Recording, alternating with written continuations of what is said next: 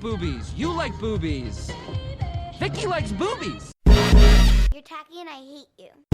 Now, are there any damn questions? Have you any idea what the street value of this mountain is?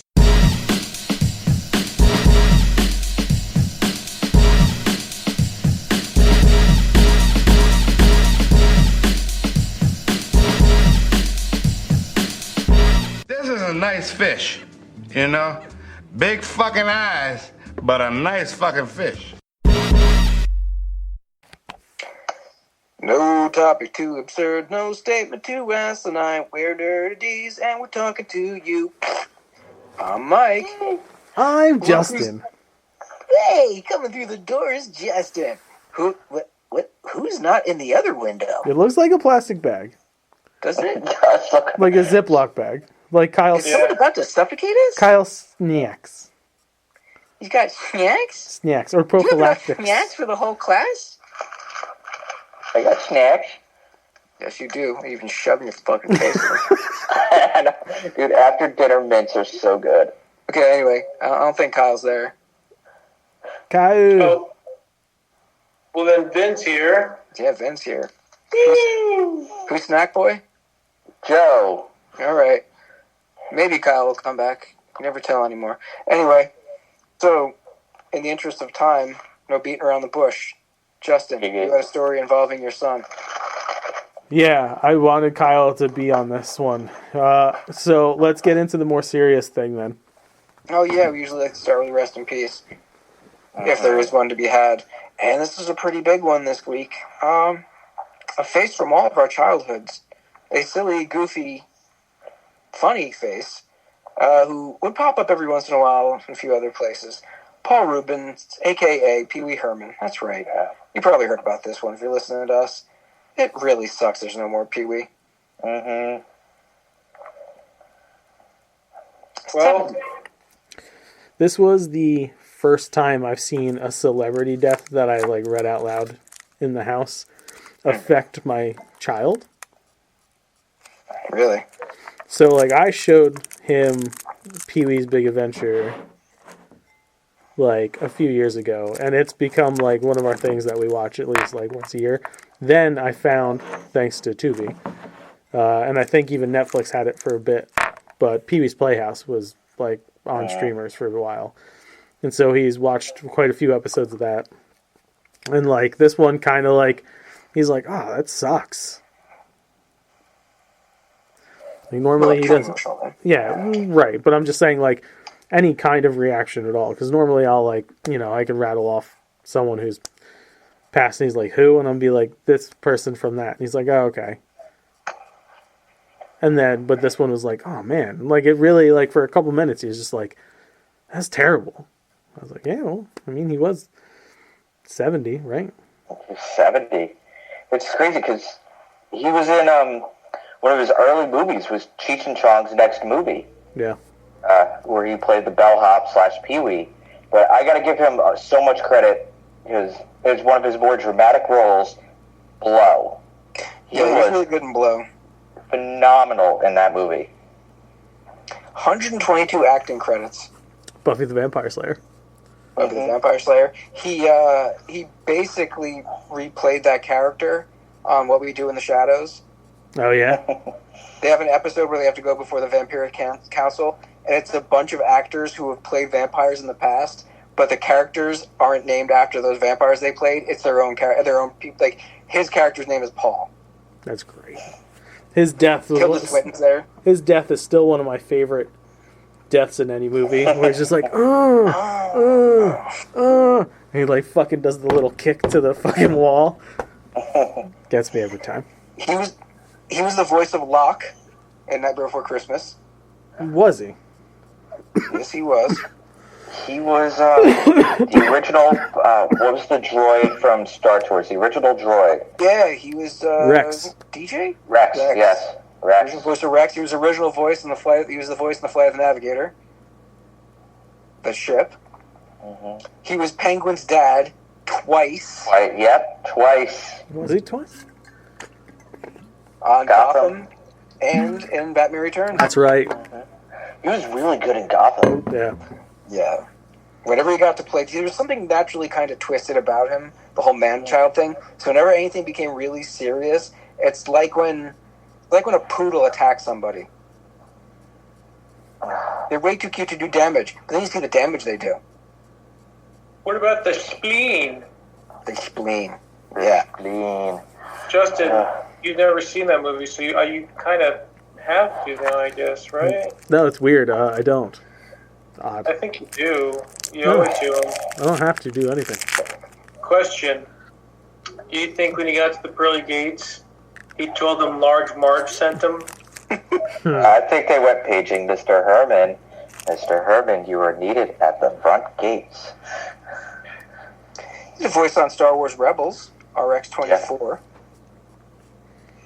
Oh, this would really hurt. He did a metric fuck ton of voiceover work later on in life. Was he? Oh, he's Jokey Smurf in the Smurfs movies. I heard they de-aged it. There was an early form of de-aging with the Pee-wee's Holiday Adventure. With Joe Manganiello's? Yeah. Fucking hunk of man meat, Joe Manganiello. Keep it in your head. Sorry. Big Adventure is still just one of my favorite movies. Oh, yeah. Watch the Black Tie episode of 30 Rock if you haven't. Where Liz and Jack go to a birthday party for the last surviving member of the Habsburg family, played by Paul Rubens, and he's so inbred that he's in a wheelchair. He's got a dummy hand on his left arm. His eyebrow falls off at one point. Such an excellent episode. Yeah, man. So important, so influential, so unfortunate. Yeah.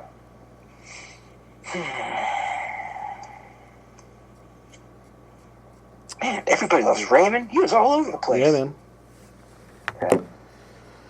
Everybody loved Pee-wee. He was like, do you see like how involved he was? Like the behind the scenes with writing for like Dick Van Dyke and even Conan. He did some writing with.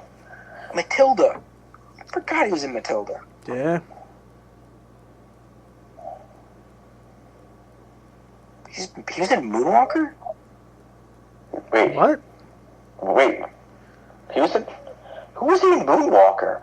It just says he did a voice in Moonwalker. I'm gonna have to watch. Oh, Moonwalker he played now. himself because Pee-wee was in the one music video part where he becomes all the different people. Pee-wee's one of them. Okay. Do you remember Fairy Tale Theater on Showtime? Yes. He was Pinocchio on that. Wow. That was a creepy episode. He was in Meatballs Part 2? Holy shit, did he have a career? Mork and Mindy? I remember the Mork and Mindy shit. Man. Blues Brothers? Yes, he was a Blues Brother. He was the waiter. Yeah. Man. Oh, you shall be missed, Pee-wee. Yes. All right, and we still have Kyle. We should. Yeah. I'll go with my stories here. Yeah. All right. So, for anybody that's new to the show, my mother passed away a little over a year ago. And, it was a thing. And this past May, we got together and, did a thing in honor of her. And, as is with, any kind of family gatherings, things can be tough. This past weekend, we got together to celebrate Ben's birthday. Happy birthday, buddy. Happy birthday. My Aunt Tracy's birthday. And my dad's birthday, because that passed a week ago. And it would have been Mom's birthday yesterday. And so, we're going to get real here for a little bit. We're going to talk about mental health, and we're going to talk about grieving and things that'll hopefully help some people out there, maybe if you're going through similar stuff. I have a very hard time being around the family now because I feel, and I want to preface all this by saying what I'm going to say is going to make me sound like a shitty person, but it's not meant to be shitty. Or at least I feel like it makes me sound shitty, although it's just how I feel about certain things. I'm so over everything turning into like a cry fest because my mom's not there. To the point where like I now have full-blown anxiety attacks like 10 minutes into being around everybody in the family. Where like I just want to, there's a combination of I just want to leave the situation, and also I physically feel like my insides want to crawl out of my body. Like I just want to like just go. I get that like everybody grieves differently, and that's cool. Like I understand. But like yesterday being her birthday, right? I had like 4 or 5 different things I was doing on the computer. It was new flavor time for August for the bakery. I had like an invoice to do for a big gig I have coming up.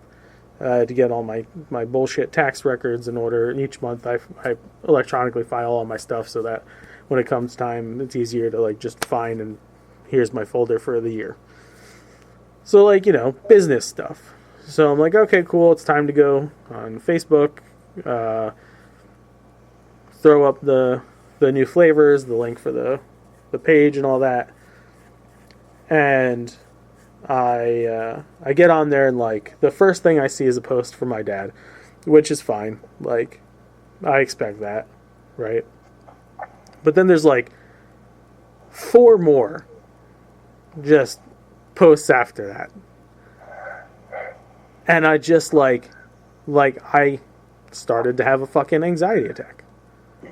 And I had to like shut my phone off and put it away from me and sit back in the chair and like breathe myself through it. And I'm just like, what the fuck?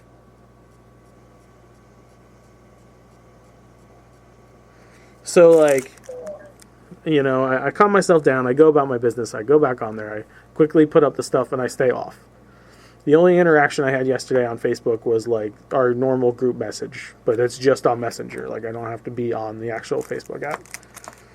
And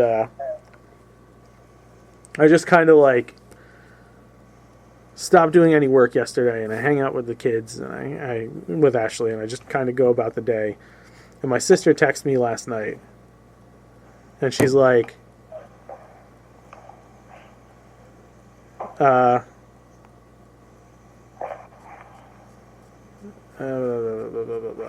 sorry, I had to pull up. She goes, just checking on you. Or she goes, hey, how are you? And I said, okay, why? She goes, just checking on you? Question mark. I was like, how are you? I was like, would you be checking in because of what day it is? She goes, oh, yes. I was like, it's like, I know you. I go, I'm okay. She goes, yeah, brother-sister telepathy.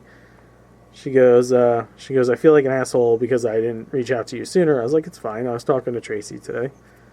She goes, that's good. I was like, yeah, I talked to Dad real quick, but I could tell he was a little rough, so I just kind of like, you know. Well, we chatted about my dad for a few minutes, and, you know, just kind of went on our day. And last night in bed, you know, Ashley's like, you all right? I was like, no. I go, the way I've handled this is like for the last year, a little over a year, I've been there for everybody that I knew was going to need it, right? And help them get through and, like, get their shit together and straighten up and, like, namaste now, right? And so, like, it's my time not to, like, I've done my grieving, I've done my crying, but, like, I'm trying to, and I don't know any better words, but, like, move forward, right? And it's hard to do when everybody else around me seems to just want to keep rehashing and picking at that scab. And I feel at this point, like, all that should be behind us. And, like, not forgetting her. That's not what I'm saying. Like, definitely always going to remember her, right?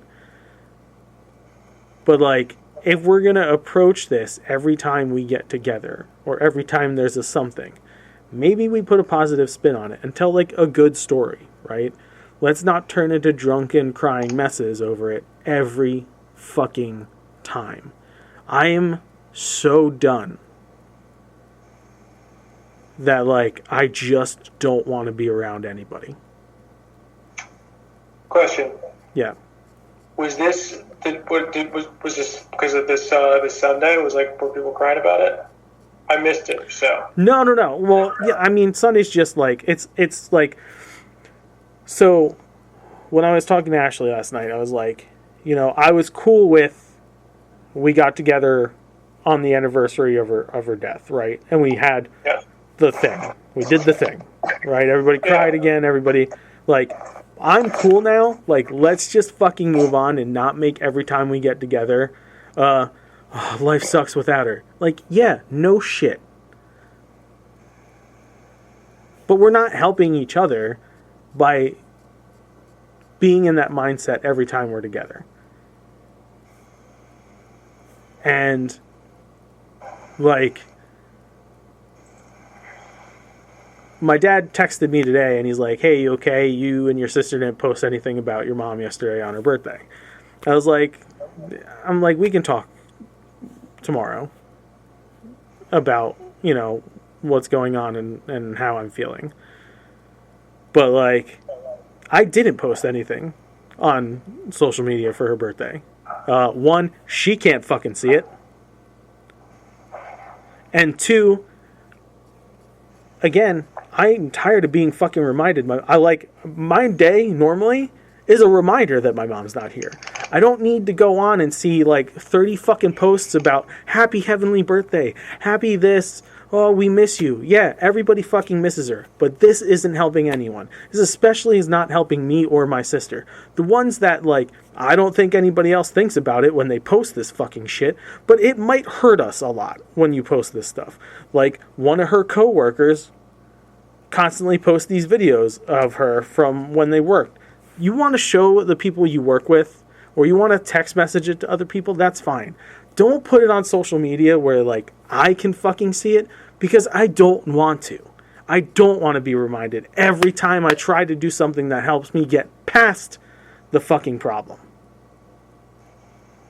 Like, it's now, like, I'm now just fucking angry.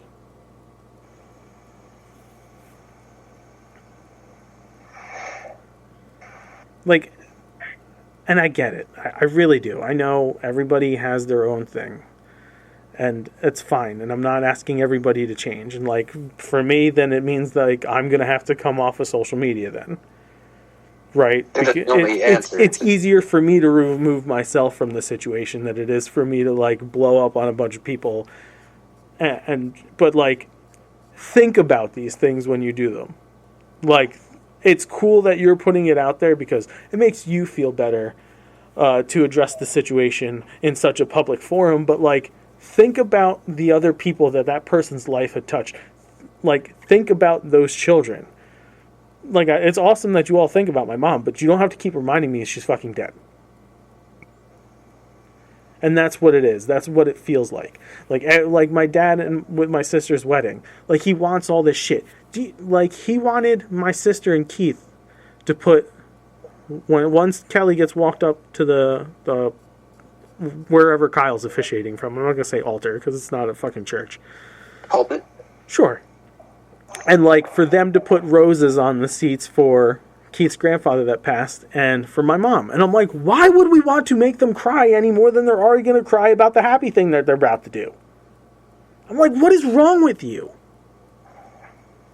I'm like, Jamie will do it and I'll fucking do it. There, it's done. It'll get done. You'll be able to see it. But like, are we having another funeral or is this supposed to be my fucking sister's wedding?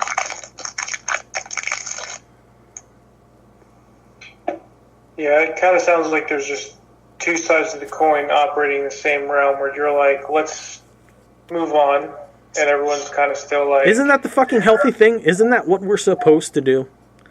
Isn't it supposed to, like, heal? It's like we're like a D&D party, and you're trying to move it forward, and some of us are ahead. A lot of people are ahead. Some of us are just slightly behind you, making sure that you're not falling down, and then some people are still at the fucking pub, and they haven't even started the quest yet.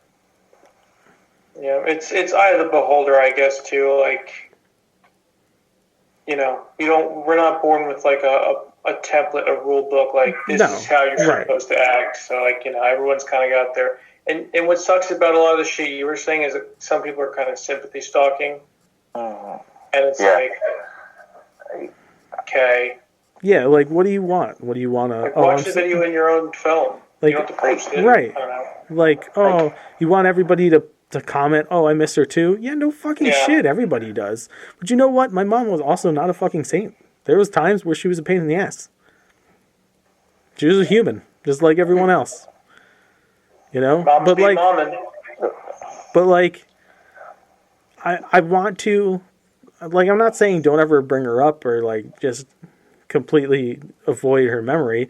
But like when I was talking to my sister, I said, you know, if we're going to sit there on a holiday and someone's going to bring up mom, I'm going to be like, oh, do you remember the time we were decorating the house, but like I had just gotten home from work, you had gotten home from work, dad was changing from work, and she was like waiting for us, but she couldn't wait, and she like just decided on her own she was going to climb on top of the fucking couch to start putting the garland around the living room, and she slipped and she fell on her ass. Onto like the couch, not completely on the ground, but it was like she hit the couch and then hit the ground, and then like we all were laughing because we had come out of the hallway. Like, what the fuck was that noise? Like, that shit was funny. Like, those are the kinds of things that I don't want to have to just be like, life's terrible because she's not here anymore. Well, yeah, thank you. Don't keep reminding me. Yeah, we should. You're hoping people will be on the next step. But it doesn't seem like they're getting there. Like, we are over a year removed. And again, not forgetting. It's not what I want. But, like, a more positive remembrance than being a fucking drunk, blubbering idiot every time you're with family.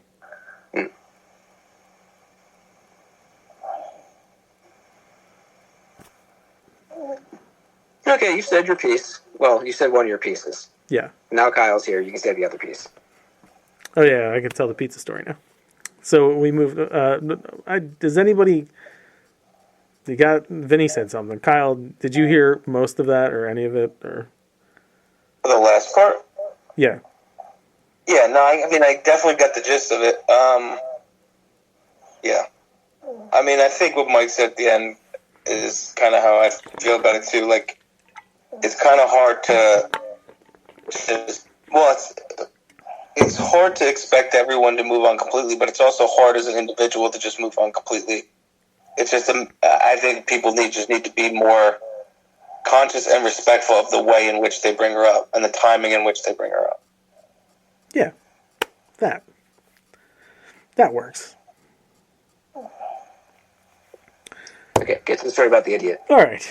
So, as we all know, sweet, dear, innocent James, such a young lad, always learning. Always learning. Well, I have a feeling he should have already learned this by now.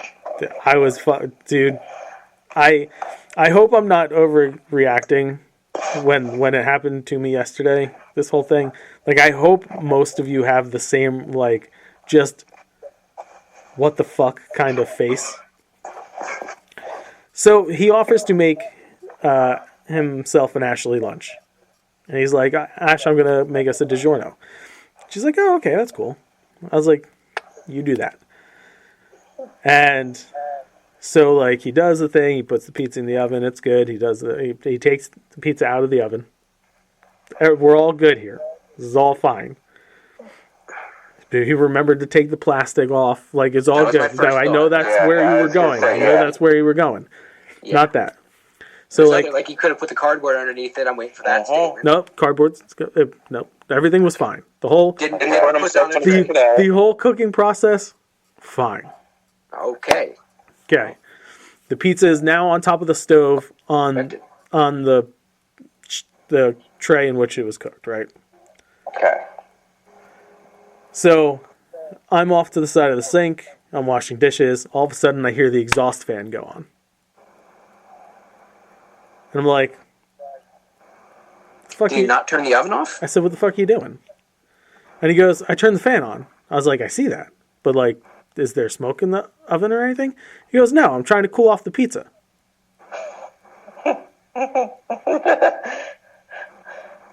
I said, James, you know that fan pulls the air out. Not doesn't blow air onto the. He goes, oh, well, I guess that makes a lot of sense. So I was tricked by the way you described it. I was going to say I was tricked by the way you described it as a pizza thing because this is really an oven thing. Yeah, but like it involves the pizza. Yes. It involves the cooling of the pizza. To not help any matters whatsoever, my beautiful wife then goes, well, I used to do that. It works. Now, if we're going to be technical about this, if it's sitting right there, it's drawing the air up. So it is, in a sense, having an effect on the cooling process. Is it a worthwhile effect? I'd say 0.0%. It barely an effect on the cooling process. It would be much more efficient to just slide it into the refrigerator for like 1 minute. Yeah. It would be much more efficient to slide it in there for like half a second. You could blow on the fucking pizza yourself, and it'll cool quicker than if you had the fan sucking the air out around it. Back in the oven once it's turned. Yes. And I'm like, I looked at both of them. I was like, yo, we're starting to watch Bill Nye the fucking Science Guy. I can't with you two anymore. I cannot. Dumbfounded. I sat there. When there was no I sat air there blowing on just dumbfounded for a good 5 fucking minutes. Just like, I was like, what made you think that was going to work? He's like, well, because it's like pulling. I was like, that's not how that fucking works. It's not pulling temperature. It'll pull the steam. It'll pull... it's moving air. Right. Any air movement's going to cool it down. Not nearly as effective as blowing directly onto it. Fucking couldn't, dude. I was just... My head hurt. My head hurt so much that I had to remember the butter cake ass whooping that I handed out on Sunday. So, like, I don't know if Vin just didn't take me serious or, like, he thought maybe, like, I was just joking that we weren't going to do it. But, like, I sent a picture of my butter cake that I made on Saturday, and I'm pretty sure this is how it played out in his head. He was off goofing around like he does, and on Saturday he saw it, and he's like, haha, yeah, fuck you and your butter cake. And, like, he instantly shit himself and was like, oh, he actually did it. Because on Sunday, he shows up, and he's like, I'm like, oh, did you bring your butter cake? He's like, well, yeah. And then Janone is like, well, he bought the ingredients. I'm like, you didn't even fucking make it yet? No, it's going to be fine. I was like, You didn't. We had this whole thing. You saw it yesterday. Like, it's not even going to be done in time. So then, Gino... It was done in time, by the way. It was done in time, by the way. Go ahead. It's fine. Then his partner greyhounds him again. And he's like, oh yeah, tell him about the flavor. And Vin's like, shut up. I was like, flavor? And Mike's like, yeah, we're making chocolate chip banana butter cake. And I was like, whoa. That's not what we fucking agreed to, pal. We agreed to traditional butter cake. That was the fucking challenge. It was a head-to-head competition. Yes. That was it. You didn't see my trap card. Fingers crossed. You doped. The committee is here now, and I throw out charges of doping. That's you changed the fucking game completely. Like you cheated. I mean, it didn't matter because my butter cake ended up being better than his anyway. I'm going to claim my time. I'm not finished yet. I'm not finished yet. So sure, I'm getting no time here. So you bought a game. I bought the A game. You lost fair and square by the man you picked out yourself. My future brother-in-law. He's like, oh, and he was fucking greasing Keith up like he was playing volleyball in Top Gun. Okay, he's like, oh, Keith, let me get you another beer. Let me oil your shoulders for you. Let me do all this nice stuff. Oh, Keith, let's play this game together, man. I fucking love you. Buttering him up for that butter cake. It didn't happen.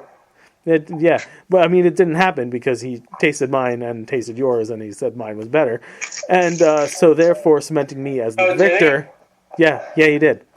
You quoted. That's cute. Yeah, that's cute. So that's one vote. One vote. That's the only judge. That's the only judge you wanted. Guys, I gotta run. Sadie will back up again. Okay. There was a plethora of people there. Plenty of judges. Plenty of votes. So. Go ahead, Joe. I'll let you go before. Were there any demerits issued? Oh, he should be demerited for fucking changing. There's no demerits on Sunday. Everyone knows that. Demerits for fucking cheating to begin with. But he lost. Like he got beat. I'm. It's whatever. I won. It's fine. But like, I won because he didn't do the assignment. Like, it was almost like a fucking, like, oh, you win because, like, someone bought a fucking banana chocolate chip cake to a butter cake party. And, like, is it, like, fine, victory's victory, but, like, come on. I wanted to really fucking squeeze the life and energy out of your fucking soul. It's like when the other team forfeits and you just got to play a quick script. That's right. That's what I mean. Like, it kind of sucked.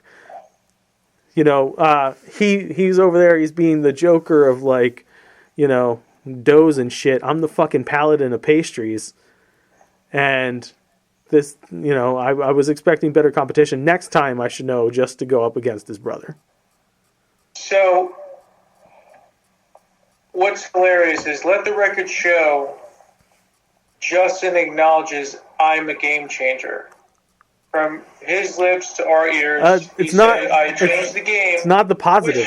Excuse me, I'm playing my time. I'm going to play my time.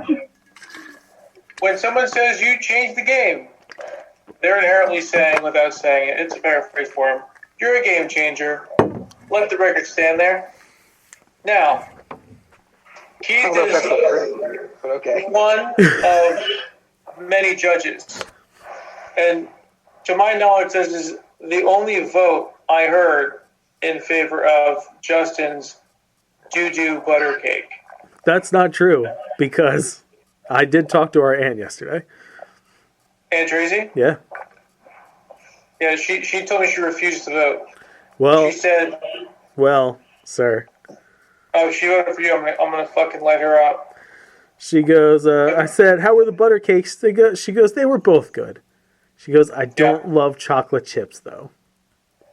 Yeah, all right, just like chocolate. Hey, that sounds like a fucking one to me. You lost your vote then. Yeah. No, so it's 2 votes. That's all that counted. That's all I needed. That's 2 votes. I didn't hear any of the other votes because you made them up. Excuse me, I'm gonna play my time. I got well over 6 votes. Really? 6 votes in your boy's favor. Oh, Now, who are these alleged votes? Gino doesn't count because he helped you make it. I got Dave. He was drunk. Angela. Angela's guy. Excuse me. Daniela. Oh my God. Hunter. It was your butter cake that made everybody sick. Excuse me. No, see, we were all trying to figure it out. So we got messages in the group message yesterday asking about how everybody's stomachs were. And like the people that were saying that they had stomach problems now seem to be the people that ate Vin's faux butter cake. Also, 3 of the 4 people I named. Also, how did they eat? 2. How did they eat your butter cake? Huh? I said, how did they eat your butter cake? They bent over and I gave it to him as a suppository. Oh, okay. Because like, as far as I know, your butter cake went missing. My butter cake went what?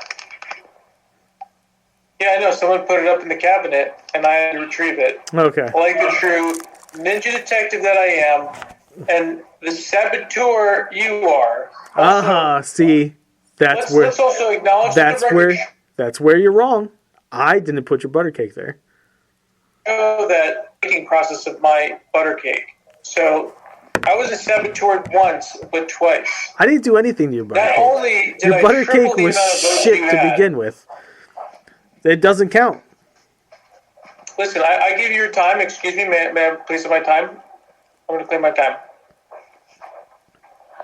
So, with all of the evidence laid out, triple Justin's votes, well over triple Justin's votes. Game changer is a word that people use. I No would one use used that. game Many changer. people have said that. And what else? Victory. Mine. Tiger. Attack. I rest my case. So now that he's done running his mouth, we're going to look at the facts here. He asked one person to be the judge. That one person judged. No, I didn't. Yes, you did. You were up Keith's ass. He goes, "Can I be a judge?" No. And I go, "Sure." You said Keith's my judge. I said he's my guy. He's gonna judge. Gentlemen, that terminology means my judge, right? That's the guy he picked, and I agreed to it. What's the exact wording he used? Keith's my judge. No, I didn't. Yes, you did. And I said, that's No, fine. I said Keith's my guy. He goes, "Can I judge?" I go, "Yeah, you can judge." He asked me. You said, Jay, Keith's my judge. I said, okay, that's fine. So that's the judge, right? As far as we're concerned. He can't stack on judges after I had left. If you're gonna make up things that I say, I can do whatever I'm I not want. making up anything you said. Those were your words, sir. Nah. Those were your words. I honestly feel like I haven't heard one single bit of evidence tonight. And I've heard a lot of people talking. And if fine, you want the piece of evidence, let's talk about what the initial challenge was. Something that you were there for, and it was butter cake. It was traditional butter cake. That was it. No variant. We agreed on no variants. It was just butter cake.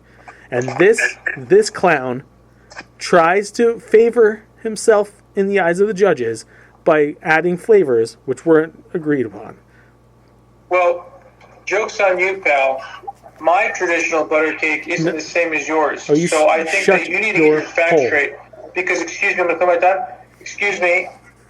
As a German heritage, 13%, may I be exact, we like the chocolate, yeah? Oh, do you? Because there's so many indigenous bananas to fucking Germany. Oh, yeah. You shithead. So I want to, clearly I won by the vote of his judge, but I want this stricken from the record because he did not take it serious enough to stay to the parameters in which he set. So I'm offering him a redo because I feel that my victory is tainted because he did not do what he said he was going to do. I want to have a battle of the butter cakes. That's what it was supposed to be. I'll be real for 10 seconds.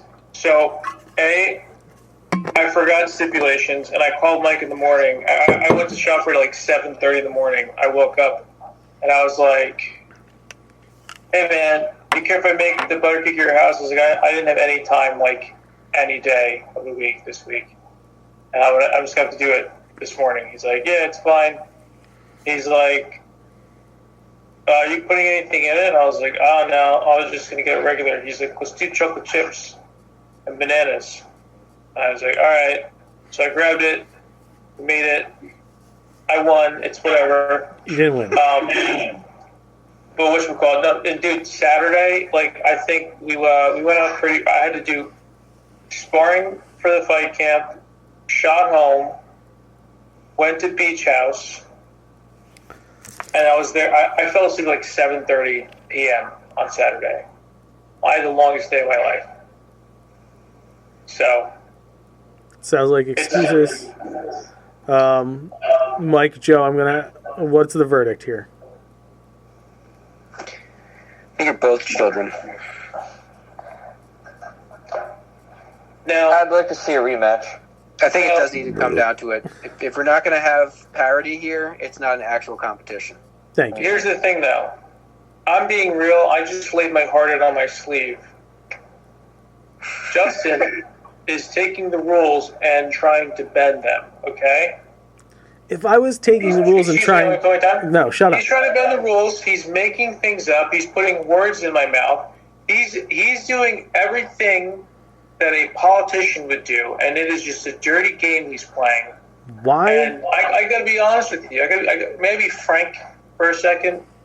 How dare you? Why would I offer you a redo on the grounds of the original setup if I was trying to... You offer me a redo because in some insane, mental trap you set for yourself, you think you've won. You think you have the upper hand. I did win. Now, if you want a rematch, fine. But, 1-0. Champ is here. You're not 1-0 because you attempted to cheat. By altering the taste of the fucking butter cake.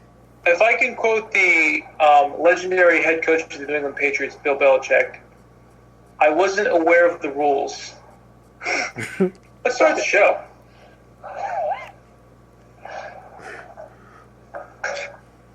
Did you deflate his butter cake? He tried to. I'm pretty sure he did this. He went. So is this butter cake gate? This is I don't like tainted victories. I need to crush my opponent. So I want it to be legit. It needs to be butter cake versus butter cake, not butter cake versus banana chocolate chip cake. So what's going to have to happen is there's going to be 2 rematches because he's got to rectify the initial loss, which he's not going to do. And then after that, it'll be a rubber match. So it's just... There's not a rubber match because there's no victory. I have the win, but I'm willing to rescind the fucking win just so I can get a real victory. To see your tears flow when you're like, I should have, he was right. I couldn't beat him with the regular butter cake. This is why in the first place I listened to Giannone and I had to change the fucking flavor profile. Let's take a step back. What did he just say? So I can get a real victory because... He's living in fantasy land. Because I don't want a tainted victory. Have a real victory. What does that mean to everyone in the court? I don't want a tainted victory. Really win. So, with that said, I rest my case. I really do feel like it's going around in circles. It is. I really do feel like it's all in the language. He really is your cousin Vinny. He can spin anything. Well, it's set. How far were you from that butter cake? It's what set. You put in that butter cake? How long does it take for you to cook that butter cake? That last one, regular, creamy. Last one didn't count. Now you have to bring your A game, please. Are you saying you should cook it the day before? That's the traditional way to do it, so it has time for the layers to set. It'll have to be like, when are we getting together next time? We're supposed to do the Nerdities barbecue on the 9th. Not the what? Of September's. Everybody said they were good then. Me too? You were part of the everybody at that point. What day is it on? It's a Saturday. You were part of the one. Okay. That sounds very secure. No, because I got something at the end of this month. Then we're going to Disney for like 3 days. And the beginning of September, the 3rd and the 5th. And then I don't think I have anything. Good. So then it's on. And the nerdities will be the fucking judges. So, yeah, no, you'll get your rematch. It's fine. So we can move on? Yeah. Please. There's like no fucking news anyway this week, so. Yeah, not a shit ton. I got a couple reviews. Yeah, we think reviews is where we'll spend a good amount of our time. But let's get the trailers out of the way, because I don't have any casting unless you do. Nope. Yeah, they're not exactly picking actors for this moment. For some reason. They're not doing shit right now. They have plenty to choose from, but for some reason, just not hiring them. So let's go into trailers. We saw some action from Loki 2, and it looks crazy. Yeah. Yeah. 110% crazy, but at least we're getting all the same people back, plus some. Some weirdness from Ki-Hu Kwan. He looks I love it. Yeah. He's a TVA know-it-all. Mm-hmm. And we have a new time thingy happening, where Loki is basically glitching. You got No, it feels Godzilla missed minutes. That was a fun moment. It feels like the entire timeline is glitching, not just Loki. But it seems to focus on him. Like, they say he is glitching. Yeah, but Maybe also, it spreads like, later on. the entire thing looks really fucky. Yes, obviously a bigger thing than just Loki's. Yeah. Misplaced chronologically in time. Yeah. Like, I really hope this is the big setup for Secret Wars. Well, there's And some Kang. like setting it up. Yeah, this is how Anybody they... else worried they're going to press charges on him like the day before the first episode drops? I think this show is going to be what sets them up to be able to completely... Do the change up? Yeah. Because it seems like there might be non-Jonathan Majors versions of Kang in this. If they're smart. They have him front and center. Well, I wouldn't say front and center. Comes in like at the halfway point, maybe a little later. Yeah. But they're still representing him. Sure. But you had the setup for the scene at the end of Quantumania and walking into the theater. And you have the one I'm not saying face. that he's not going to be in there, but I'm saying this will be an easy way for them to avoid that situation. To transit. Yeah. Well, it looks fun, and I think they're talking about a season 3. I hope so. And the trailer for Saw X, Saw 10, Saw some more. Yep. Still sawing? Mm-hmm. Saw on Young Wayward Son. I wasn't exactly sure how they were going to bring Tobin Bell back, but it seems to be a prequel. Yeah. Taking place between the flashbacks in the first movie and the first movie itself. So, okay, I guess that works, right? So like a 0.5? Yeah. Saw 0.5. Nice. I think this is a great idea, very original. It took a lot of, probably like a nice group of guys in the writer's room, like, what can we make that's new and fresh, hip, now, and wow? Saw 17. But I mean, it beats them rebooting it, right? I mean, I don't know. I'm going to go with yeah. Like, why can't they... Of course they're beating. Make something called, like, Meat Cleaver or something like that. Just try something else. Let something else fail or succeed. They do. They're just not budgeted well enough, and it's schlocky. When do the franchise wars end?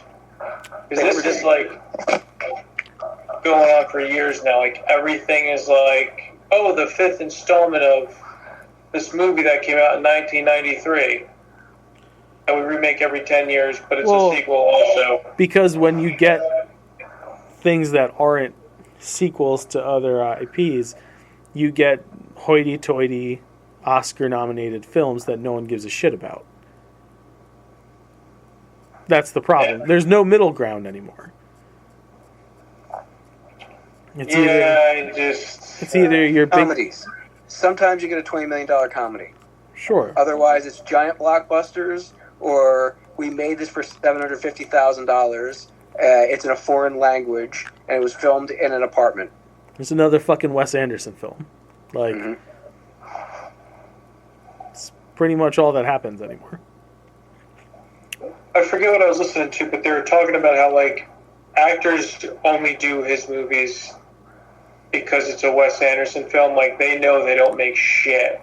I think Edward Norton got like $46,000 doing Moonrise Kingdom or some shit. Yeah. Yeah, they seem to do it because it is a challenge. You don't get to have it. You don't get to have any decisions when you're doing a Wes Anderson movie. He tells you what to do. He shoves his hand up your ass and works you like a puppet. Oh. And the challenge is for you to hit the lines. So for a lot of people where it's like, oh, I can like move and shake and stuff. No, I gotta be on point here. For the next 3 months, I gotta do whatever this guy says, how he says it, like his little teacup person. They actually have to act. Which is strange for a guy like Norton who gets accused of being a difficult actor, and he's just like, he falls in line with Wes Anderson.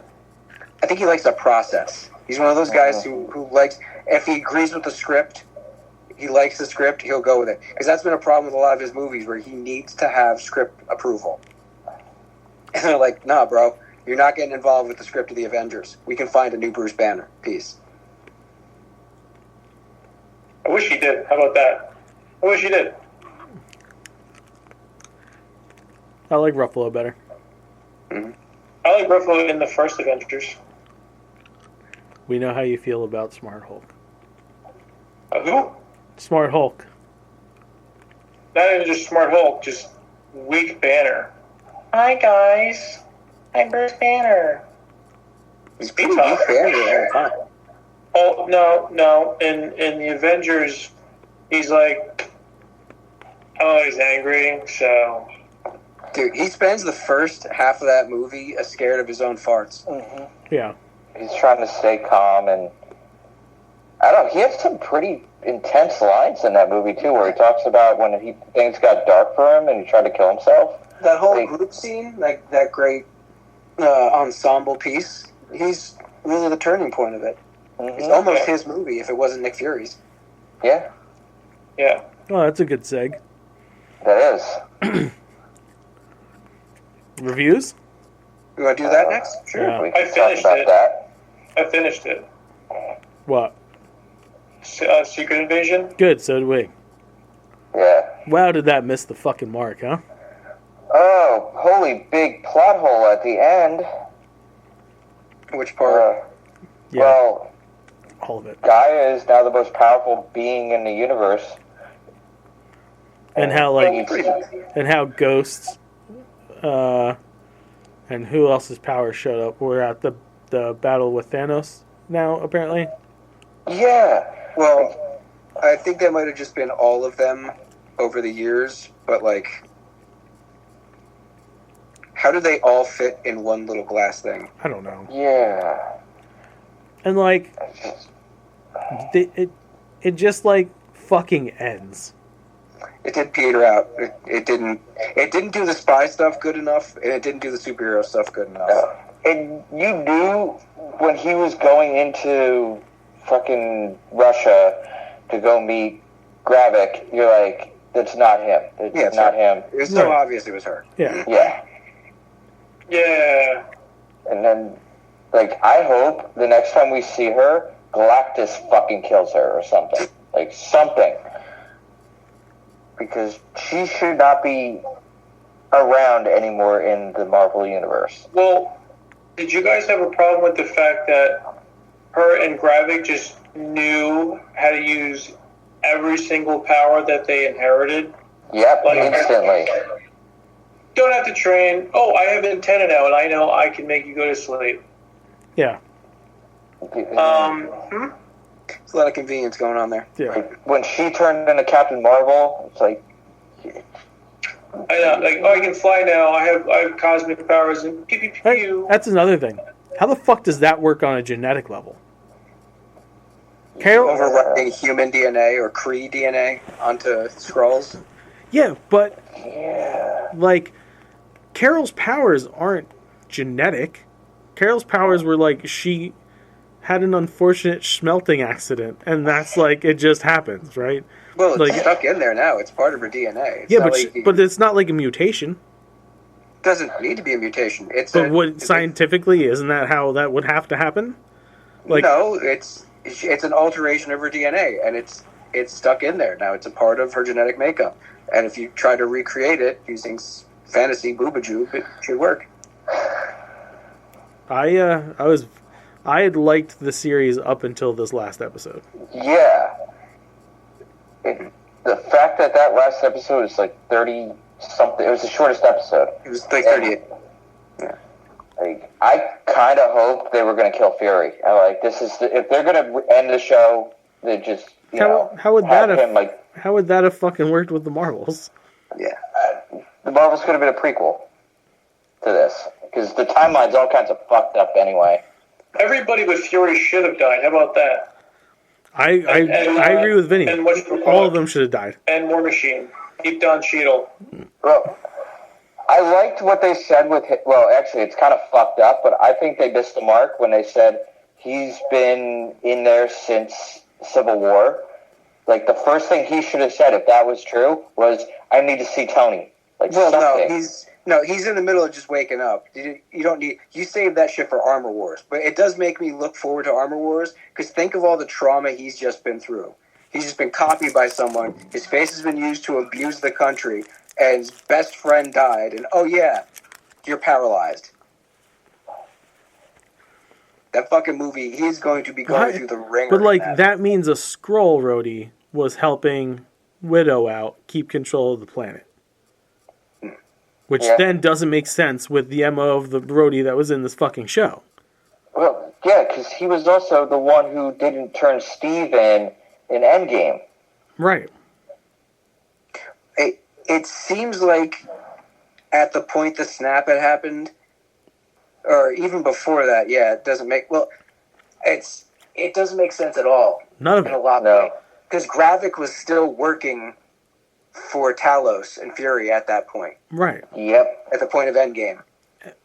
Right. It wasn't until well after that he put his rebel force together. So, yeah, you're right. That doesn't make sense. Makes no sense. This happens in Civil War. Like, I'll buy that it happened after the battle with Thanos. Yeah. Yeah. Plenty of opportunities. So all that chaos going on with all these new people, so easy to switch somebody out. Like, it would have made way more sense for them to say the Rhodey at Tony's funeral was the Skrull. Right. I'll buy that. Yeah. But Civil War? Nah, dude. No. It doesn't make any sense. It really doesn't. Or leave it open-ended and just kind of leave breadcrumbs and let the audience decide. That would have been fine, too. Mm-hmm. Leave it until Armor Wars. Just question hanging in the air. But the fact that he said since Civil War just bothers me. Something tells me that Kevin Feige took him in a room and was like, you fucking idiot, that doesn't make any sense. I would hope. Doesn't. Like, I think the show started going down when Talos died. I think. Yeah, I don't think that was a good call either. But, I mean, for me, it pissed me off when they killed Maria Hill like that. Well, yeah. Yeah, that was weak. After everything, she goes out like that first episode. Right. She basically fridged Maria Hill. Yeah. Mm-hmm. And, like, I don't know. Because apparently Nick Fury can only have one woman around him at all times because he's Mike Pence. Good one. Maria Hill, thank you. Maria Hill's dead. Now we can introduce you to his wife that you didn't know about, which I'm not even going to bag on. It's probably the most interesting scenes in the whole thing. They interact. Absolutely. Yeah. Yeah. It was good to find out that Fury wasn't just a workaholic, that every once in a while he would go back to his wife that he was neglecting. Yeah. Who got it, who understood, who was there for the ride. But she was a double agent at first, and then wasn't, and... Yeah. I'll tell you why that doesn't make any sense to me. She's a lizard lady. Are you being speciesist? Yeah. Love is love, Vin. Yeah, it's fucked up, bro. She's still a person. Yeah, but when she straight up goes, would you love me if I was green? Yeah, why not? And he's like, baby? That was her true form. Yeah, and it's ugly. I've met a lot of cool chicks where I was like... Hey. You know what I mean? Met a lot of lizard chicks. Nick Fury is a coos hound. He's got high T. He's always on the run. You think he's banging dogs? I don't think he's banging. I think he's too work focused. Yeah. He's not banging. Yeah. Spy shit is his pussy. Yeah. Yeah, but even that, like, he's banging an alien. Well, for all he knows, they're much more loyal than fucking humans. Talk about love, bro. It ain't about just a tank. Yeah, love is love. He cares for her. And they have a similar mentality. They're both, like, spy warrior people. You know, the technical term. I don't disagree with anything you guys are saying. However, gross, right? Marvel needs to... she could be whoever she wants. Yeah, and then, like, he sticks it in a hole and he's got purple discharge on his wiener and he's like, oh, God. What the fuck? He likes it. She's got serrated teeth. She goes and gives him a blowy, and he's like, "What the fuck? Stop it!" Well, maybe when she's blowing him, she's Black Widow or something. Yeah, maybe, but also, like, on her planet, how does she know, like, a blowjob on her planet isn't like... Oh, come on. They've talked about this. You know she's using her powers to put her gums over her teeth. Yeah. She's giving them gummy bears. Gummy bears. Episode. That's the name. Giving him gummy bears, not just gummy bears. Giving him gummy bears. Boom. Yeah, because I guess, you know what? That's where I suspend reality there. Like, not them, like, figuring out how to have superpowers in the midst of just getting them in 5 seconds, but her and him being together and him not being like, you're a gross alien. Because he didn't find her gross. No, he loved her. He's an open-minded guy. Dude, unlike some people here. Would you like me if I was my true form? And he kind of didn't answer. You know what? You know what they say. Women are from Scrollos, and men can't clearly stick to the recipe of butter cake. So there you go. Yeah. Marvel needs to really step it up. They've been tightening up the fucking reins a bit. Maybe Iger is right about one thing. They gotta slow down a little bit. Yeah.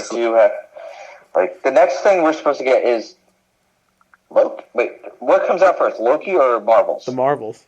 Marvels comes out. Yeah. Which is it's not going to do well. It'll do it. It's not going to blow the doors off. It's gonna make its money back, and then it's gonna. I don't think it will. If we're looking at the trends of the theaters now, I don't think good. They'll be lucky if they break even on it.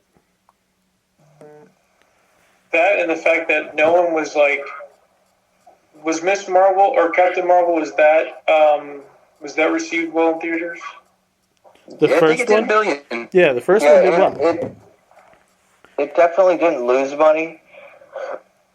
Don't worry, Joe. I'll produce. Yeah, I don't have my computer with me. I'm just not sure, like, outside of people that like comics are like, woo, the Marvels. Like, if I didn't talk to you guys, I wouldn't know who the fuck they are. Okay, on an initial budget of $160 million, Captain Marvel made $1.13 billion. Worldwide or domestic? Worldwide. That's worldwide. Nobody's pulling off $1 billion. Yeah. Endgame, I think, pulled off $1 billion domestic, but no single character movie. Yeah. Only blue fucking cats make $1 billion in this country. Yeah. Unfortunately. And you had Stan Lee reading his Mallrats script. Speaking of cats, they should release the dick cut in Cats. Am I right? The butthole cut. Butthole cut. The dick and butthole cut. Were there dicks? I remember the butthole. Yeah, apparently there was some dude who's just got a fucking pack in and they had to like CGI him like a flat in front like Ken. Idris. Had to be Idris. Yeah. I think it was. Yeah. Definitely a black dude, not a white guy.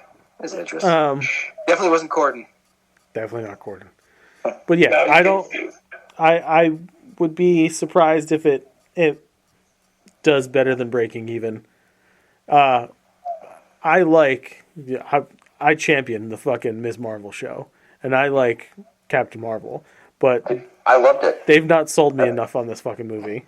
No. It'll probably do like 400 million worldwide, and they'll be like, all right, it wasn't a complete disaster, but you're not getting your own movie anymore.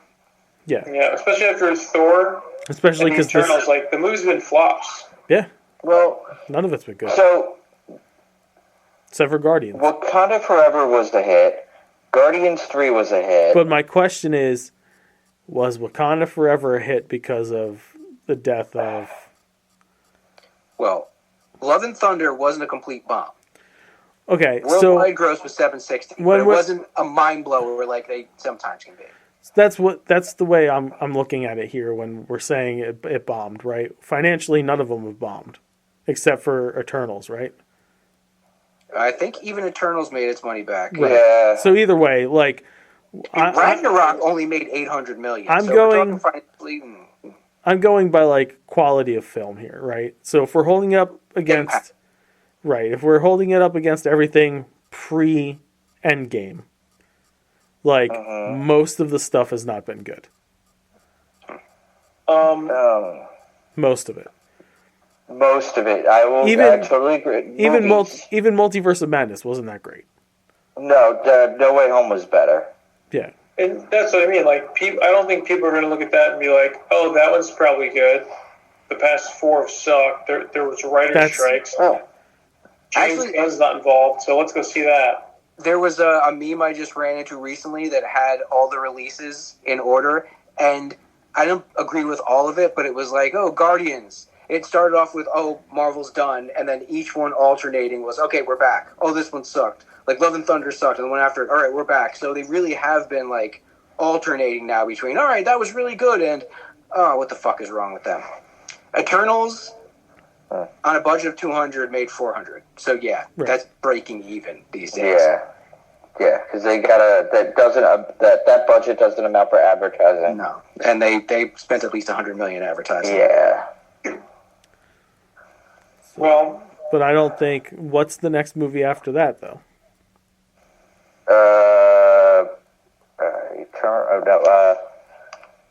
What comes out after? I think nothing till 24. Right, it's nothing till 24, but is it still Phase 5? Deadpool, right? Deadpool would be the next. It's not announced, but that's gonna be that's gonna be the thing that brings them back to the game. So we got Marvels. You're right. Deadpool would be the next, and then Captain America, then Thunderbolts would be. That's 2024. Is Deadpool 3, Captain America, and Thunderbolts. See, and that's they're filming Cap now. Those are going to be the problems too. That Captain America movie is not going to do money. No, and I honestly think that should have worked. As a show. It should have been a show, and so should Thunderbolts. Like, I like the people in it, but as a movie, you're going to have to really fucking work hard to sell that. So, we are supposed to get, ending 2023, after Marvels comes out and Loki, we're supposed to get Echo Season 1. Which they've not barely even fucking said a word about. And then Ironheart. Issues with that. Ironheart in 2024, Agatha, Covenant of Chaos, and Daredevil. Daredevil's gonna work for them, but again, they're not making money off of this. No. It's not gonna get you subscribers to Disney Plus because it depends. If it comes out and it's fucking incredible, the word of mouth will get more people to subscribe. I hope so. I've heard they're giving him his Netflix costume on the show. But like movie-wise, there's nothing coming down the pipe that like except for Deadpool. Right. Deadpool's gonna make them a fuck ton of money. Right. Like the biggest thing with the Marvel Universe right now, like everything was leading to Thanos in the first 3 phases. Everything was they set it up perfectly, and they ended it great. The problem now is there's too many loose ends. They haven't announced the cast for Fantastic Four. No one knows what they're doing with the X-Men, and we don't even know if Jonathan Majors is going to be Kang. Right. Secret Wars, like I think the biggest problem out of everything is we don't have an Iron Man level lead. We don't have a Cap level lead. We don't have Thor the way we like him. He's tarnished. We don't have anyone to focus on. We don't have a Downey right now.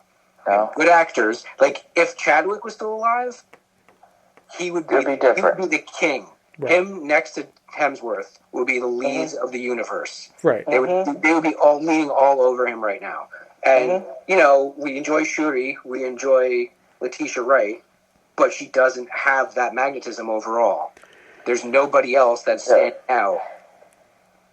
Chadwick, like the way he commanded not just T'Challa, but his roles, like he just had that about him. That's the thing they have with Brie Larson and Captain Marvel, but the problem is that the character's not Earth-based. Like, it's all her adventures have to do with outer space, which is fine. Like, you're telling an intergalactic story too, but like, you've left Earth with no one, and I know that's what they're going for. Like, it's just like in the comics when the big three are fucking down. You know, it's like, oh, you cobble together what you got. But the problem is, unlike the comics that come out on a monthly to bi-weekly or weekly basis, is there's months between these movies, and like we were all we were all for Guardians of the Galaxy being, you know, we knew they were fucking Z tier characters and shit, but like the Thunderbolts is a collection of a bunch of cool side characters from other movies. And like, if Suicide Squad taught us anything, it's that formula doesn't really work out that well. No. It taught us that formula needs to be handled properly. Well, Guns Squad was great, but but did it do money like it was a Superman or a Batman movie? No. Well, that was still dealing with COVID. There were still issues there. Listen. Did it work? Did it use the concept well? Yeah. So the concept can be handled, especially when you have a handful of characters that have history coming into it, either with each other or just well established. It's the difference between Thunderbolts and what they tried to do with Suicide Squad. All we knew about was Harley in that second one. If we were in charge of Marvel Studios, would Thunderbolts be a movie we'd be making? No. Would they be a team that shows up in another movie and a show? Sure. Yes, absolutely. I wouldn't base a fucking movie on them. We don't even know what this Thunderbolts is. It's not the classic version. This is basically Avengers West Coast. They're not going with the Masters of Evil thing. So what the hell is this concept? What are they up at? Yeah, but they're mostly bad guys. Well, we got a lot of them are reformed. We got Bucky. Ghost never wanted to be a bad guy. Yeah. Yelena. Red Guardian isn't really a bad guy. Taskmaster wasn't really a bad guy. She was mind controlled. In the eyes of everyone, they're very rogue murderers. But we all know that's not who all of them are. Right. So it could be a very interesting story of them trying to become heroes. Trying to just find their place in the world. It's got potential. And another reason it could be that it's a movie is they just couldn't figure out a way to stretch it into 6 hours. Right. I don't know. Is it going to be 2.5 plus hours, though? We don't know. It's Marvel. Of course it will. It'll be at least 2. It'll be at least 2. 2:15. But they need to figure out, like, a new main hero. That Shang-Chi could do a good job. Yeah. Simu's got the attitude. He's got the charisma. They just don't know what they're doing with him yet. Even he said that I don't have a call sheet. They don't have a spot for me yet. What about Ruffalo? Like, stick him next to something. Like, he's a great supporting actor. Like I don't think he's the guy, but he's a guy you want around the guy. Well, Sure. Like right now, it's Rudd. Barely. Even him. He's great supporting. He's great. The guy being next to the main guy. He looked awesome next to Captain America, involved in those scenes. He's not. He's not an Iron Man level interest. And I'm saying that I enjoy the fucking movie. See, I'm not gonna knock Mackey's Captain America. No, not at all. No, but the way his character is, they're not. He's not large enough right now. I think that speech he gave at the end of the show was great. Fucking great. And it shows potential to build him into a moral leader. But they've done nothing else with him since. Yeah, like, that's the big problem they have. Like, There's so many. No, they did. They painted a boat. Or they cleaned the boat. What did they do? Him and Bucky had like a. I was talking about how they haven't used him in any other forms of media, not what they've done in the show. If he's going to be the new Captain America, include him more. Yes. Like he should have been around at some point in Secret Invasion. Yes. That would have made some sense. Yeah, like Infinity War train tracks. Like even if he just had a scene with Skrull Rhodey where he just like side-eyed him and they like kind of got in each other's face a little bit, would have been fine. It would have established a bit more. What they're doing now reminds me of like the WWE like 15 years ago when there's no competition and Vince was just stale and just would like this guy all of a sudden would get a bit of a push and then he wouldn't be worth shit for like months. And then they tried to bring him back up into like the title picture and you're like, I don't give a fuck about that guy anymore. Maybe the problem is they're trying too many characters to try and find who we're going to fall in love with. Did you love She-Hulk? Oh, you liked her, but you didn't. Oh, you're pissed off she danced. All right, did you like Miss Marvel? Oh, okay, but she was too cutesy for you. Did you like the Eternals? There's too fucking many and it's slow. Okay. We got Moon Knight. That was fun, but Moon Knight was fun, but yeah, exactly. They don't know what to fucking do with them. They have too many characters now and not enough slots to fill them in. And as a fan of the comics, I have no complaints. They're just throwing fun stories. As the general public, I could see them just throwing their hands out and being like, "What the fuck is happening here?" I'm at the point now. Are they trying to though, bank on everything with Reed? I'm at the point now though that as a fan, I'm just like, you guys got to do a better job at telling the fucking story. Like I appreciate all the characters that are getting spotlights and everything. That's cool, but like, it's doing nothing to further getting to fucking Secret Wars, right? That's what we're aiming for. Yeah. We're supposed to be getting to Secret Wars, but like, they're making the bed now, and we're not going to get in it and fuck anytime soon. Is the problem? Yeah, but like 2 years. They're stitching the fucking quilt to put on the bed. We haven't even gotten made. Like we're not making the bed yet.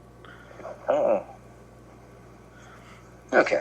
That was one review, right? That was Secret Invasion? Secret Invasion review. I'll throw one out there real quick. I started watching Twisted Metal. Okay. Fun. Looks like it could be. Fun. And short, they're like half-hour episodes. So, just, like, it's like a good popcorn movie. But did they drop it all once? They did. Okay. It's like a good popcorn movie where you sit there mindlessly, you giggle, there's violence, the performances are fucking incredible. I just 2 episodes in, and I was like, yeah, this is great.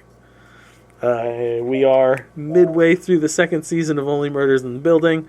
I will every week tell people to watch the show because it's incredible. Season 3 starts next week. And I watched Transformers Rise of the Beasts. Yeah. So did I. Okay, so that was yesterday, right? Yes. You watched it? Yes. Randomly, yesterday, I get a text from Justin. Spoiler time, if you haven't seen it. It's been on there for free for how fucking long. 2 weeks. Yeah, I loved it. They straight up killed B like that? My like, response, I like to think of it more as fridging. And obviously, because they kept the body, he points out. Yeah, they kept the body. Did I forget to mention that this is a greatest hits package of Transformers moments? And I should have said Paramount movie moments, because at an hour and 35 minutes, as I said during my previous review, they do something where you're like, fucking really? Now I want you to say to everybody what they do. That's fucking really. Are you talking about how the Transformer body can apparently turn into a suit of armor on a person? You mean Iron Manuel? Yeah. Yeah. That was... I didn't hate that. No, I didn't hate it either. As it was starting, I was like, what are you fucking doing? No. Come on. And then as the scene starts to progress, I'm like, you know what, this is fun. Yeah. Like, what do I expect from them? Hamlet? Right. Look what it set up, kind of, the job he was offered. Yeah. Although he's not going to be wearing the Mirage suit. Yeah, because spoilers, he rebuilds Mirage. Because you can't kill Transformers anymore. You can't kill... If you know the name of a Transformer, it's not going to be dead by the end of the movie. That's right. Oh, yeah, no. Plus, they only had a handful. There's only like 4 fucking Autobots in that movie. What I appreciate, though, is you can tell all of them apart. Yes. Oh, yeah. It's not that Michael Bay, just a mix of gray metal bouncing off of each other. No. Optimus looks like Optimus. Bumblebee is almost completely yellow. Mirage is sleek as fuck. And RC looks like RC. Yes. What I hated with the Bay, everybody looked too shiny. It was like... Outside of car form, they were all fucking gray. Yeah, you had a hint of their color, but the vast majority of what they were made out of was all the same. Yeah. And it just looked like... It looked like cheese graters fucking. Yeah. And they did great by the Beast Wars Maximals. Like, I was so happy. Like, we started watching it, and I was like giddy, and I was like, oh, that was like my Saturday mornings. That shit right there. Fucking Optimus Primal and Air Razor and stuff. And I was like, this is so good. And there's just enough of the human element that they tell the human element story. Here's where the two parts intersect, and like, it's fine.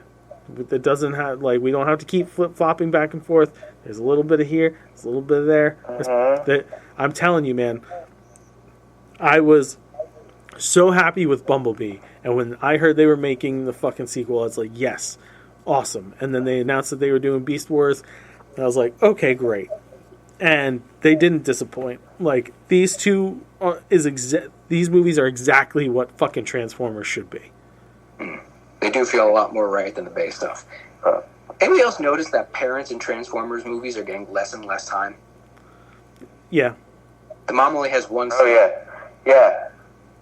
She's in at the end. She does. Did she show up at the end? Yeah, she does. Yeah, for like 2 seconds. Gives him a hug. Like, to be fair, he was also like in his 20s. Yeah. Like, he was adult enough. But he's living at home. Yeah, well, yeah, but that's because, he like bailed on. He went fucking AWOL to come back and take care of his little brother who has like fucking sickle cell. So. I do have to mention the soundtrack was phenomenal. The soundtrack was good. It was very 90s. It was always fun to hear Black Sheep. They pulled, but it was kind of obvious pulls. And when you hear Biggie, I can't help but think when they used it in Into the Spider-Verse, it was a way better hit than having it pop up in this. It's like, all right, obviously, it's set in like 95. Of course you're going to hear Biggie. Pac and... I like the 90s rap. It's better to switch it up to something to the hip-hop world. Yeah, because the last... I didn't see Bumblebee. The last Transformers movie I've watched was The Last Night. And I really thought that was going to be the last time I was going to watch a Transformers movie. You'll enjoy Bumblebee a lot. Yes, definitely. Right. I watched Smile finally. Did you? I haven't gotten to it yet. Yeah. What part of It Follows did you like the least? All of it. Did you dislike the fact that it was a thing being passed from person to person? Not so much that it was a thing being passed from person to person. It was what the thing was supposed to symbolize. Okay. I.e. a sexual disease. Like yes. Yeah. Well, there's a similar mechanic going on here in that when a person sees someone else commit suicide that's been touched by this entity, it passes on to the next person. And it's kind of like The Ring in that you only have X amount of time, but they don't tell you what the X amount of time is. The thing just starts fucking with you more and more, and you get to a certain point with it where it just takes you over. Now, not the greatest scares ever in it, but the performance of the lead, who, for the first 5 minutes, I wasn't quite sure who she was, and then I looked her up. Sosie Bacon, the daughter of Kevin Bacon and Kira Sedgwick. Yeah. And I'm really annoyed that I did, because the entire fucking movie I spent being like, oh, she looks like her dad right there. Oh, she looks like her mom in this scene. Oh, she sounds like her mom in this scene. Oh, that's definitely her dad. She's got her dad's ass. That's not a good thing. And the really weird part for me is when you put Kira Sedgwick and Kevin Bacon together, you get Josh Brolin. Look at her face. I just ruined her face for you. Dude.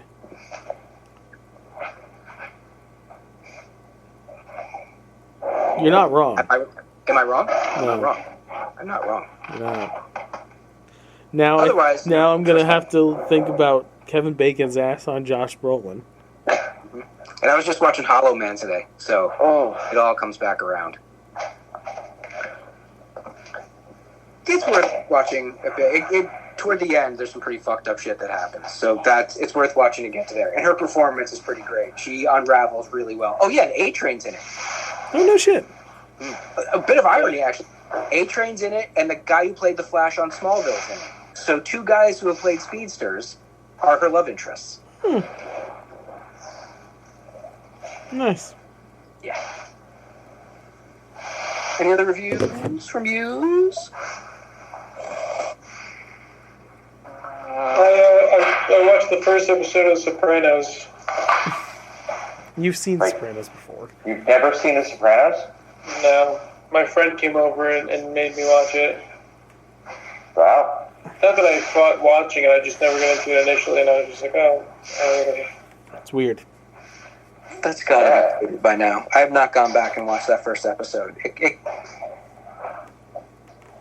can't look right anymore. No. It's funny. I'm gonna stick with it. It can't look right to anybody who's watched the series already. Yeah. Whatchamacallit? So, Justin, I haven't talked to you, though, about Yu Yu Hakusho. Hulu doesn't have the whole fucking show on it. It, like, kind of ended, not even in the middle of the Dark Tournament, like, toward the end of the Tagore Brothers Final Showdown. Apparently there's, like, 2 more seasons. Yeah. I didn't know that. So, I have Crunchyroll. So Crunchyroll has, like, the full series. What's Hulu doing, though? They did that to me on fucking Food Wars. So, they had seasons 1 and 2 originally. And so, I let James watch it. And he got through season 1. And we went to start season 2. And all of a sudden, Hulu's like, no, we don't have season 2 anymore. And I can't find season 2 of fucking Food Wars anywhere dubbed. So dumb. Except for Adult Swim, but I don't feel like having to pay for a fucking Adult Swim app because they won't let you watch it for free. You have to sign up. Wait, if it's on Adult Swim, it's not on Max. What the fuck? Max cleared all their anime out, except for the Ghibli stuff. So because I was watching Jujutsu Kaisen on Max too, and it's gone. The only anime-like stuff they have is any of the DC movies that were like that. So, like, Batman Ninja.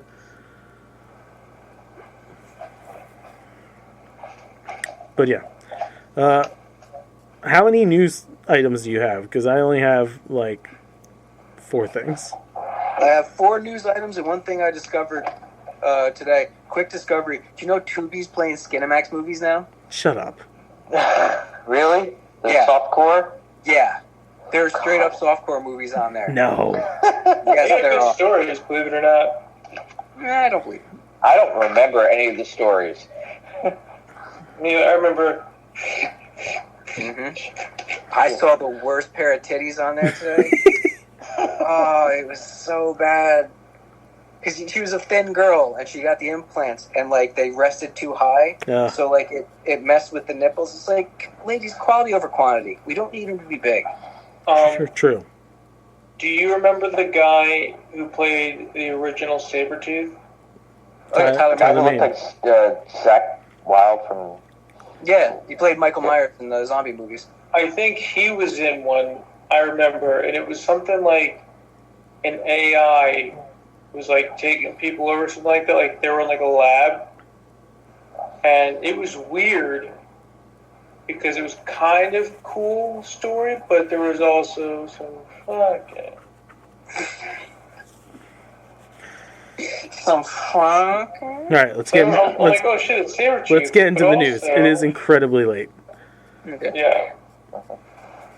and my battery's like at 10%. I just had to run around for a charger. Yeah.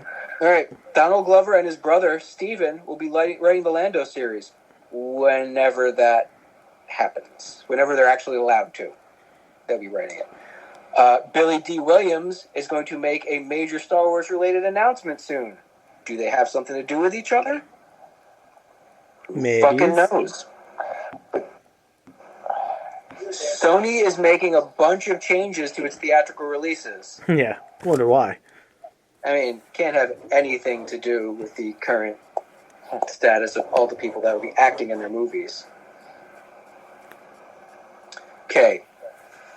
So, Beyond the Spider-Verse has been taken off the calendar entirely for now. Yeah. Wow. Yeah. Now, this doesn't just have to do with the strike. I heard a lot of guff that the animator said they wouldn't have enough time to get this shit done by next year. Yeah. There's just way too much to get done. They didn't even have the story completely locked down. It was too ambitious for them to try to launch this in 2 parts. Yeah, it's insanity. Ghostbusters Afterlife has been pushed to March 29th, 2024. We called that. Effects. Yeah, we all called that, most likely due to effects. This one, though, Kraven the Hunter has been delayed to August 30th, 2024. Yeah. Wow. Bad Boys 4 has been given a date of June 14th, 2024. And Venom 3 has been given a date of July 12th, 2024. Do we know if Bad Boys has already started filming? I didn't even know. I didn't even know they were done with a fucking script. I didn't either. What does IMDb say? Is it saying pre-production or is it saying in production? Has Bad Venom Boys. started filming? Yeah. Bad Boys 4 is filming. Well, was filming. Well, was filming. It's saying it was, well, at least was in production. It's so weird that they take like 20 years off between these movies now and just start cranking them out like they're on a fucking conveyor belt.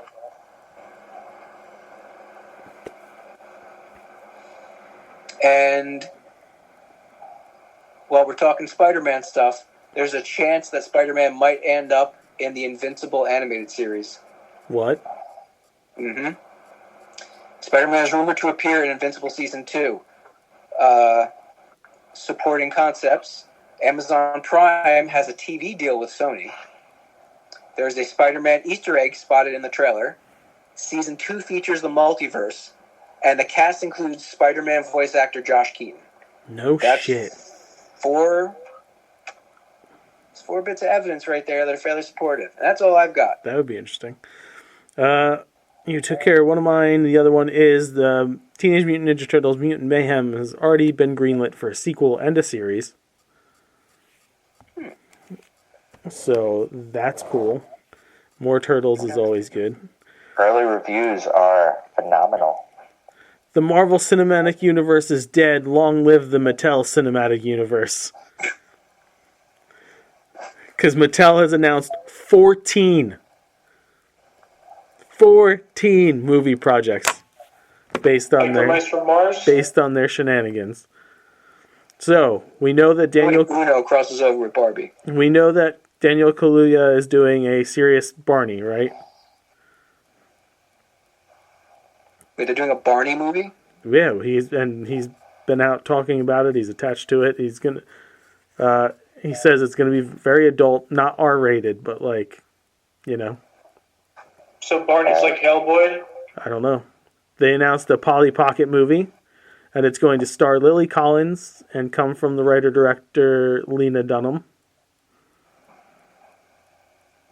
J.J. Abrams is bringing the Hot Wheels movie to life. Wow. Ryan Engel is writing the script for Rock'em Sock'em Robots. Real Still 2? Thank you.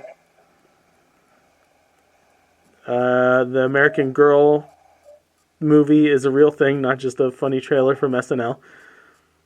I hope they use those backstories. I know. Magic 8 Ball. Fucking stop, okay? Yeah. Seriously. Yeah. No. The movie will probably be a PG-13 thriller. Slow down on the word thriller. Masters of the Universe, not the Netflix one. Yeah, maybe one day. Major Matt Mason. What? Yeah, so he's a astronaut action figure from the 1960s. Okay. The movie's set to star Tom Hanks and is written by Akiva Goldsman and Michael Chabon. Oh. Chabon. Goldsman, I'm a fan of. Didn't he write 89 Batman? He was on that team, I believe. Marcy Kelly is attached to write the Uno movie. Does anybody remember Wishbone? The PBS series about the dog who would like be in all the fanciful tales of yore. I do remember it existing. I do not ever remember watching it because it was not my demo. Well, it's getting a movie. Of course it is.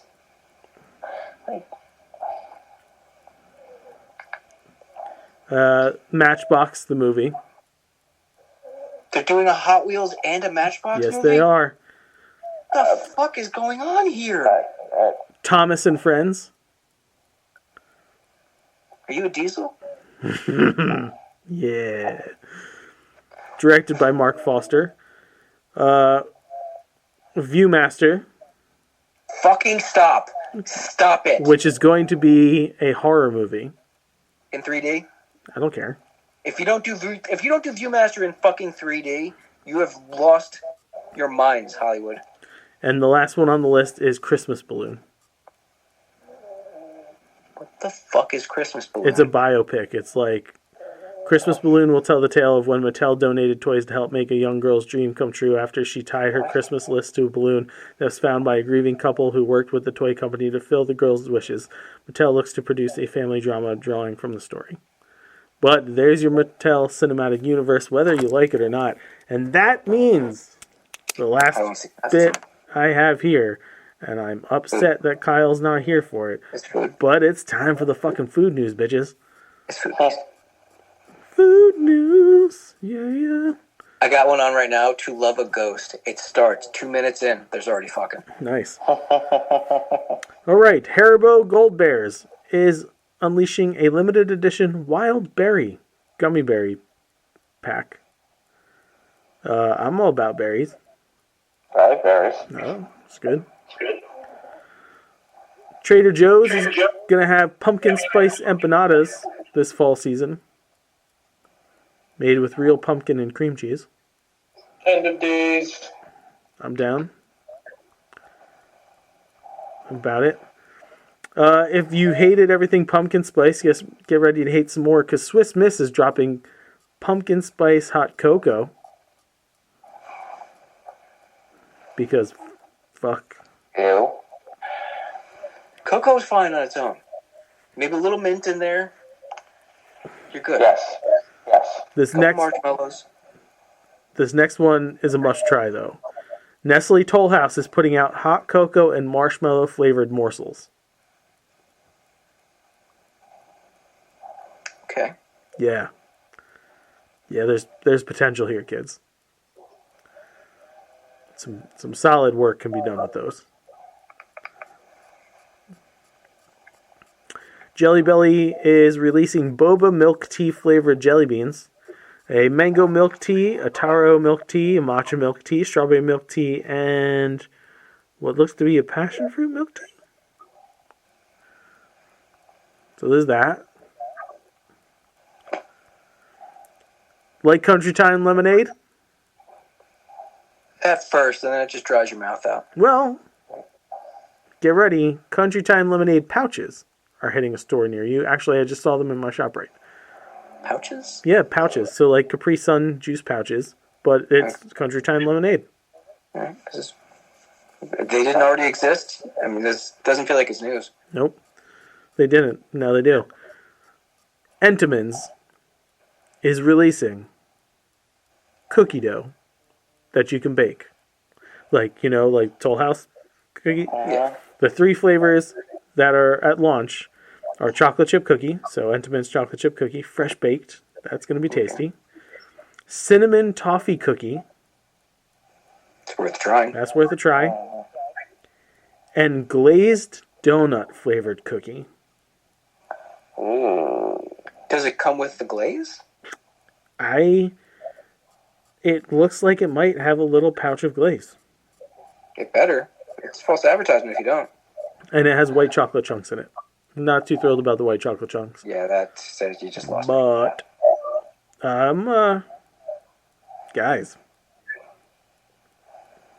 So most of it's worth a try. Yeah, just try it. Yeah, sounds good. Or steal the recipe. For you coffee lovers, or if you just like to drink cups full of coffee creamer, brown butter chocolate chip cookie is a new flavor this holiday season.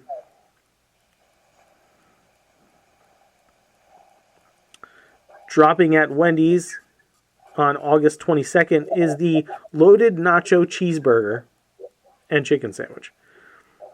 Fresh, never frozen beef or classic chicken fillet, American cheese, poblano queso cheese sauce, spicy corn tortilla strips, fresh cut lettuce and tomato, spicy chipotle sauce, toasted jalapeno cheddar bun.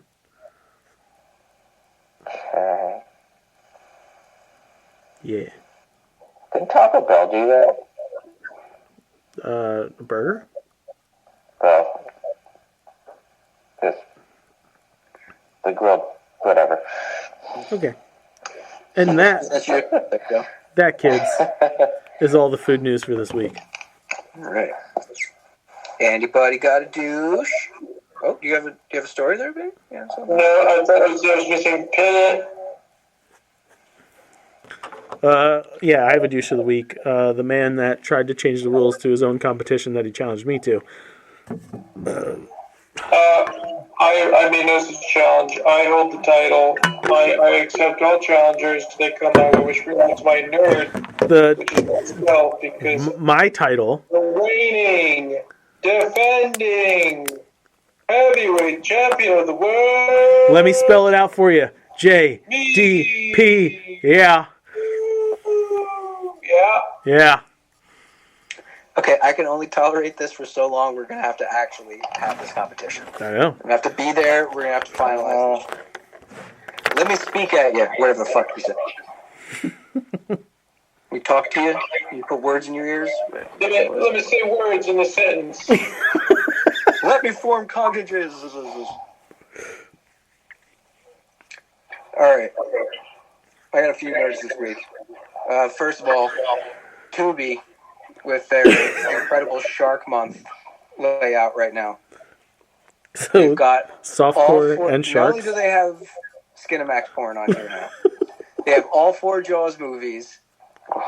They've got every Riff Tracks movie with a shark in it. They got Bait 3D. Wow. They have a bunch of their own. They have Cocaine Shark on here. Yeah, they do. I saw Cocaine Shark the other It day. has nothing to do with cocaine. No. They have Shark Bait, which is an animated movie, an aimless young fish who doesn't exactly look like a clownfish, who has fallen head over gills in love, must find his destiny and save his home materials from a big bullying shark. Dive shark, cruel jaws, shark mad, sharktopus. Yeah, they went fucking overboard. So good for Tubi. Only a month late, though. They make their own rules on Tubi. Big respect to Dre and Snoop for canceling their Hollywood Bowl shows in solidarity with the strike. And even bigger shout out to Dwayne The Rock Johnson for a historic 7-figure donation. We don't know how much, but that's at least $1 million. Probably didn't stop at $1 million. To the Striking Actors Writers Fund of SAG-AFTRA. Probably just because The Rock's a good guy, but part of that could also be, I recently had a stinker. I got to keep in everyone's good graces. Probably a little column A, a little column B. But he's a good dude. Doesn't hurt to be nice. Even if you have ulterior motives, you were still nice. So all involved. Especially two. Your ghetto porn. Okay, is that all our nerds? Yeah. Oh, I want to point out there's this card to the side of Vinny. The gall for this man to try to call me a liar and throw all these obscenities my way when I am the one who picked out that Superman card for him. Let the record show that when Justin thinks of me, oh boy, he thinks of hope. It's for hope. Like, I hope that you're more serious about the next time you step into the ring with me. That's what it means on Krypton, but it represents Superman. Now, I don't think I have enough to do that. My battery's dying. I am Superman. Thank you. Good night. If you like what you hear, you can follow us on Facebook, facebook.com/nerdities. Email us at nerdities@gmail.com. You could follow us on Twitter, X Twitter, whatever the fuck it is. Don't look at X video. At nerdities. I mean, look at it. Look at it. Check out X video.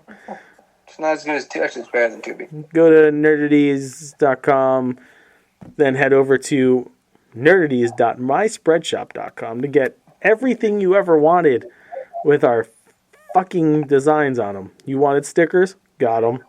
Water bottles? Mm-hmm. Computer backpacks? Why not?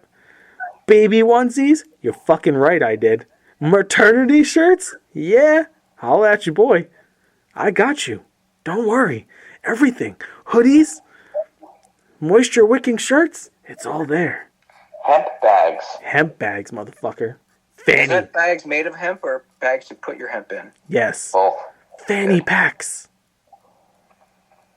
Fanny packs. Bring it back. I took care of you. Now buy it. Okay? Sharks of the corn. Also, fuck you. Head over to can'tstoptheropedrop.myspreadshop.com and buy our cool Disney shirts that we have over there.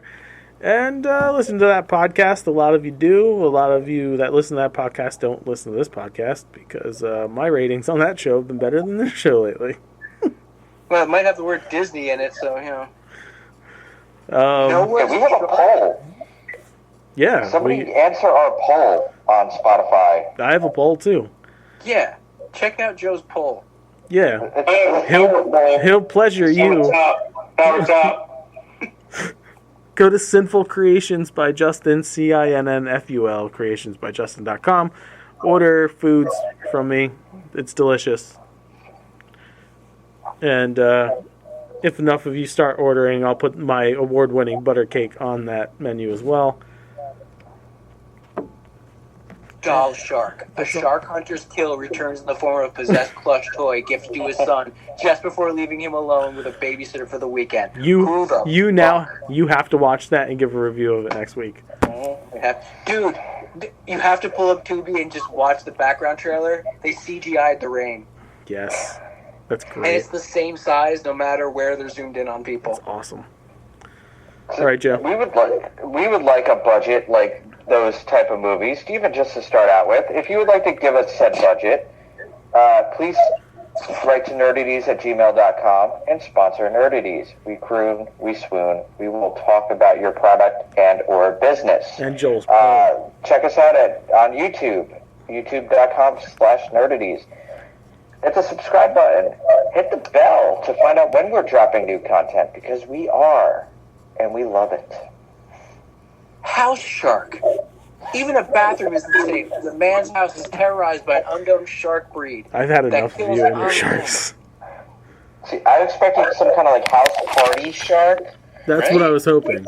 You think? All right. Fuck bye. Fuck bye. Bye. Wasn't And why should I care? Drop!